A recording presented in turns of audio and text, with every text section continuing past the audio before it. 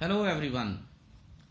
अब हम करेंगे 19th question of exercise 7.6 integration by parts कर रहे हैं। हम क्लास 12th का चैप्टर है, ये चैप्टर नंबर 7 है और हमने 18 क्वेश्चन अभी तक कर लिए हैं। अब हम 19th क्वेश्चन पे, और 19th क्वेश्चन की स्टेटमेंट कुछ इस तरह से है कि e की power x 1/x minus 1/x square, ठीक है। और जैसा हम पहले करते थे इसको लेट कर रहे हैं। e की पावर x ने मुझे ये बता दिया है कि भाई साहब अब आपको f ऑफ x और f डैश x वाले फॉर्मूले को ट्राई करना चाहिए। तो हम ज़रूर सोचेंगे उस बारे में। फिर अगर सोचना है, और मुझे पता भी है कि x के डिनोमिनेटर में x स्क्वायर आएगा अगर कोशेंट रूल लगेगा तो, ठीक है। तो इन बातों से अंदाज़ा लग रहा है कि ये फॉर्मूला लग सकता है। तो let f of x is equal to 1/x and f dash x is equal to quotient rule लगाया तो माइनस 1/x स्क्वायर आ जाएगा, राइट। अब चलिए चलते हैं नेक्स्ट पेज पर। नेक्स्ट पेज क्या कहता है हमें? नेक्स्ट पेज कुछ ये है हमारे पास। तो कहता है कि i is equal to, sorry, फिर i किस फॉर्म में बन जाएगा? i बनेगा e की power x f of x plus f dash x की फॉर्म में बन जाएगा। अगर ये इस फॉर्म में बन गया है तो उसका रिजल्ट क्या आता है? e की power x f of x plus c। सो इसका रिजल्ट क्या आ जाएगा? फिर इसका रिजल्ट आ ही जाएगा कि e की power x into 1/x plus c। तो हो गया जी ये। तो देखिए ये तो बहुत ही ज़्यादा सिंपल था 19th क्वेश्चन। अब 20th क्वेश्चन के बारे में देखते हैं कि वो क्या कहता है। ओके जी, अब हम करेंगे 19th क्वेश्चन के बाद 20th क्वेश्चन। और जब मैंने इस क्वेश्चन को देखा था तो मुझे 1 मिनट के लिए तो कुछ भी समझ नहीं आया कि करें क्या, ठीक है। देन आई रियलाइज्ड कि नीचे x-1 है तो ऊपर भी x-1 अगर बन जाए तो बात बन सकती है, ठीक है। तो सोचने का तरीका भी यही था, और तो कुछ हो नहीं सकता। न्यूमरेटर अलग है, डिनोमिनेटर अलग है, x किसी को मान नहीं सकते। अब तो बड़ी दिक्कत थी। लेकिन अब आप ये देखिए कि मैंने क्या किया, x-1 बनाने के लिए -+1 कर लिया। ऑल्दो मैं -3 में से भी एक माइनस ले सकता था, लेकिन वो थोड़ा सा एडवांस वे हो जाता है। कई बार बच्चों को ये चीज़ नहीं पता चलती है क्योंकि नया नया हम ये टॉपिक कर रहे हैं। तो ये चीज़ हो गई हमारे पास। सो मैंने क्या किया, x-1 यहाँ पे लिख लिया, ठीक है। और उसके बाद चाहे यहाँ पे आ जाइए, x-1 यहाँ पे लिख लीजिए, और -1 + 1 क्या हो गया, -3 + 1 -2 हो गया, वो यहाँ पे लिख लिया। x-1 का क्यूब, x-1 का क्यूब आ गया। तो ये चीज़ तो गई हो। उसके बाद मैंने क्या किया कि x-1 अपॉन x-1 का क्यूब, देखिए अब ये सिमेट्री बन गई है। 2/x-1 का होल क्यूब, ये भी बात बन गई है। अब आप इसको कुछ कुछ मुझे इस तरह से लिख लेना चाहिए क्योंकि ये दोनों को कॉमन e की पावर x है। अब मैंने क्या किया कि इसको काट लिया, तो यहाँ पे स्क्वायर बचा। 2 - 2/x-1 का क्यूब आ गया, ठीक है। ये चीज़ भी हो गई। उसके बाद अब मुझे पता है कि यहाँ पे अगर मैं कुछ करूँगा तो इसका स्क्वायर हो जाता तो पावर 4 है। ऊपर जाता है अगर तो x-1 बन जाएगा तो वो एक काट देगा। तो मैंने क्या किया कि f ऑफ x को 1/1 माइनस x-1 का होल स्क्वायर कर लिया। Differentiating both sides with respect to x and quotient rule से हमने क्या किया, denominator into differentiation of numerator जो कि 0 बनेगा, minus numerator into differentiation of denominator. Denominator की डिफ्रेंसिएशन क्या आ गई, ये। तो ये तो पूरा 0 ही हो गया, 0 लिख दिया। 2 इंटू, ठीक है, -2 इंटू x-1 आ जाएगा जो कि ये आ गया मेरे पास, -2 अपॉन ये आया ना हमारे पास। अगर आपको ये चीज़ पता चल रही हो तो कि आप ये देखिए, ये तो आ जाएगा। यहाँ पे एक स्टेप मैंने थोड़ा सा शॉर्ट कर लिया है, ठीक है। ये 0 आ जाएगा। अगर मैं इसको इस तरह से लिखूं, यहाँ पे 4 लिखूं और यहाँ पे x-1 लिखूं, तो इसने इसको काटा तो 3 आ गया। तो मैं यहाँ पे ये लिख सकता हूँ -2/x-1 का क्यूब, ठीक है, जो फाइनली हमारे पास आएगा। क्योंकि अब आप ये देखिए यहाँ से हम गए थे तो 1/x-1 का होल स्क्वायर माइनस 2/x-1 का क्यूब, तो यही तो आया है, यानी f(x) और f' हो गया। तो e f(x) प्लस f' आ गया, तो ये आंसर होता है उसका। तो यहाँ पे हमारे पास क्या है, e की पावर x और f(x) क्या है, 1/1 minus x square plus c, ये आंसर आ गया। ठीक है, ये चीज है। अब करते हैं हम अपना नेक्स्ट 21st क्वेश्चन। क्वेश्चन ये भी बड़ा अच्छा है, ठीक है, बहुत ज़्यादा अच्छा क्वेश्चन है, तो आप देखिएगा इसे। कुछ इस तरह सा का क्वेश्चन है ये हमारे पास, e की power x sine x, sorry e की पावर 2x है। अच्छा, e की पावर 2x है तो एज इट इज हमें पता तो चल नहीं रहा करना क्या है, लेकिन प्रोडक्ट है तो हमने फिर क्या लगाया, आइलेट लगाया। आइलेट लगा के हमें पता क्या चला कि ये फर्स्ट फंक्शन है और ये सेकंड फंक्शन है, क्योंकि आइलेट में ट्रिग्नोमेट्री फर्स्ट फंक्शन में आती है और एक्सपोनेंशियल सेकंड फंक्शन में आता है। तो ये हो गया जी। So first function integration of second minus whole integration differentiation of first function integration of second. ठीक है, तो अपने पास अब आया साइन एक्स ई की पावर एक्स, ये तो हो गया, साइन एक्स ई की पावर 2x/2, ये इंटीग्रेशन हो गई फर्स्ट फंक्शन की। ठीक है, डिफरेंशिएशन इसकी cos x हो गई और दोबारा से इसकी इंटीग्रेशन यही हो गई e की पावर 2x की, e की पावर 2x/2। उसके बाद e की पावर 2x इंटू, ध्यान दीजिएगा, अब साइन x माइनस ये 1/2 कॉमन आ गया, cos x इंटू ई की पावर 2x। तो ये जो चीज है, ये पूरी चीज, ये 1/2 तो कांस्टेंट है तो इसे छोड़ दूंगा मैं, इसे हम I1 मान लेते हैं। अगर मैंने I1 माना, ठीक है, तो फिर क्या हुआ, I is equal to e की power 2x/2 into sine x minus 1/2 I1। ये इक्वेशन 2 हो गई हमारे पास। ठीक है, और अगर आपको याद हो तो ये हम इक्वेशन 1 मान के आए थे, ये जो पहली है। ये तो चलिए नंबरिंग तो बाद में भी हो सकती है, एज सच कोई लंबी चौड़ी बात नहीं है। अगेन इंटीग्रेशन बाय पार्ट्स, क्योंकि I1 को कंसीडर कर रहा हूं मैं, क्योंकि उसमें भी प्रोडक्ट लगा है, तो इंटीग्रेशन बाय पार्ट्स यूज की है मैंने। अगर इंटीग्रेशन बाय पार्ट्स यूज की है तो दोबारा से first function integration of second minus integration differentiation of first function into integration of second integration close. ठीक है, तो ये आ जाएगा हमारे पास e की power 2x/2 into cos x. ठीक है, और कॉज एक्स की डिफरेंशिएशन माइनस साइन एक्स होती है, तो माइनस बाहर जाके उसने प्लस बना दिया, साइन एक्स e की पावर 2x/2 dx आ गया। दोबारा से ये 1/2 बाहर आ जाएगा, ये चीज आ गई। अगर आपको ये चीज पता है, ये क्या थी, ये I थी। ठीक है, तो मैंने वो I लगा लिया और फ्रॉम 1 भी लिख लिया और इसे इक्वेशन 3 भी दे दिया, बाकी सारा कुछ तो सेम है एज इट इज। अच्छा, अब 2 और 3, ठीक है, अगर आपको याद हो 2 इक्वेशन क्या थी जो हमने I लिखा था, I is equal to e की power 2x/2 into sine x minus 1/2 I1। तो ये आ जाएगा 2 और 3 से।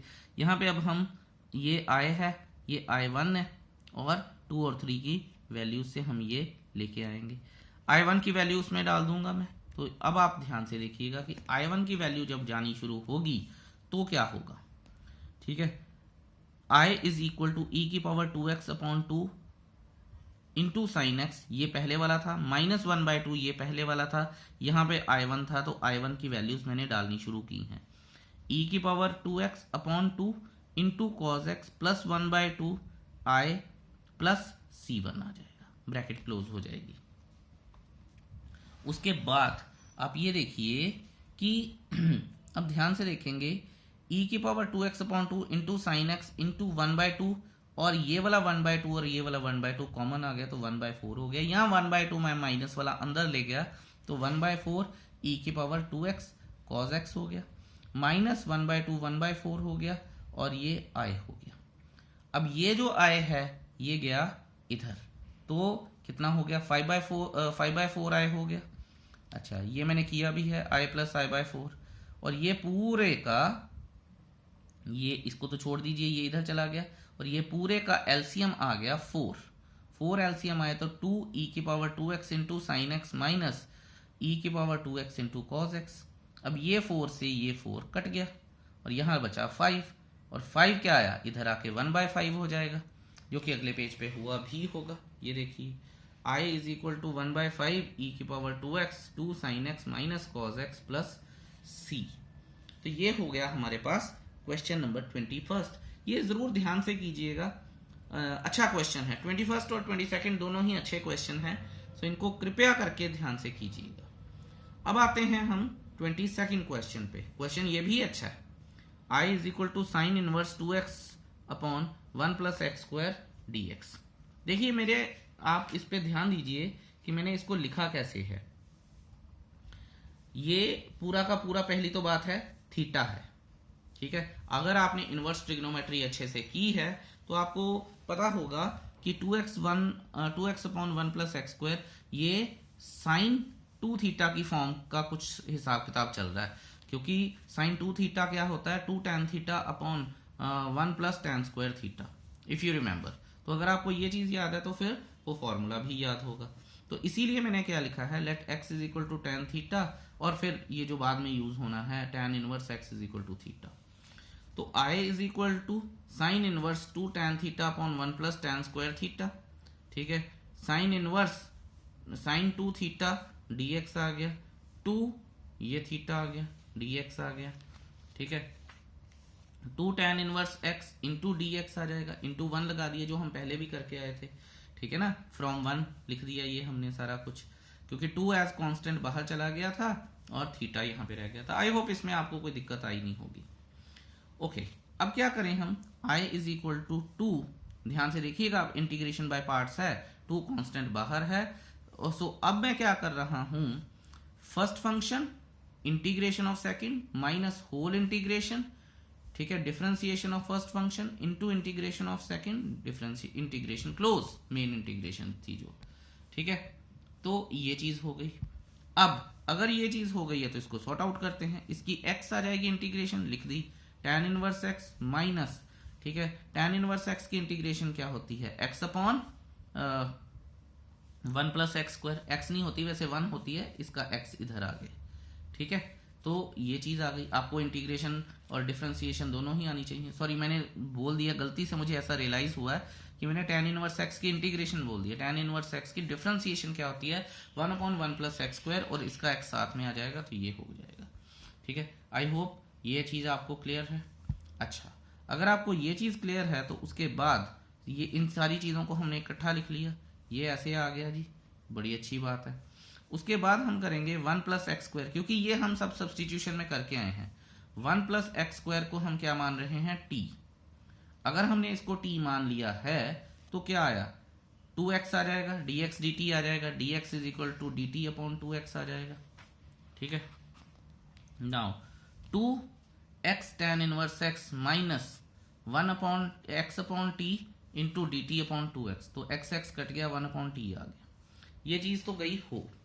अच्छा, अब हम क्या करेंगे, 2, तो ये तो बेचारा चल ही रहा था साथ में, x tan inverse x minus ये वाला जो 2 था बाहर आ गया, 1 अपॉन 2 हो गया, और इंटीग्रेशन ऑफ 1 अपॉन t, वो क्या होती है, log mod t, तो हमने लिख दीजिए log mod t ये सारी चीज। तो 2x tan inverse x minus 1/2 log mod tan tan t, मतलब सॉरी tan t कह रहा हूं, सिर्फ t प्लस c। तो 2x tan inverse x minus ये जो हमारे पास 2 अंदर गया था, इसने इसको काट दिया, ठीक है। तो log tan की t की वैल्यू क्या ली थी हमने, 1 प्लस एक्स स्क्वायर, तो आ गया, तो ये आंसर हो गया। बच्चों इस क्वेश्चन को आपको बड़े ध्यान से करना चाहिए। ये अभी सॉल्व किया है मैंने और आपको सिर्फ बताया है, तो आपको शायद ठीक भी लगा होगा थोड़ा, अदरवाइज काम थोड़ा सा टेढ़ा है, ठीक है। तो आप स्टेप बाय स्टेप करेंगे तो आपको समझ आएगा, और इसे थोड़ा सा प्यार से कीजिएगा।